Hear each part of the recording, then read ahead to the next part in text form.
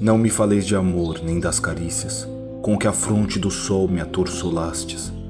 As ilusões no mundo são fictícias, as rosas pendem, sem cessar das hastes. Entre as pálpebras em horas não propícias, morrem os olhos onde os afogastes. Só os astros brilham, como ideais delícias, eternamente em perenais engastes. Minha alma vai seguindo às vezes brusca, tranquila às vezes passa pelas portas, como astro a que nenhuma luz ofusca.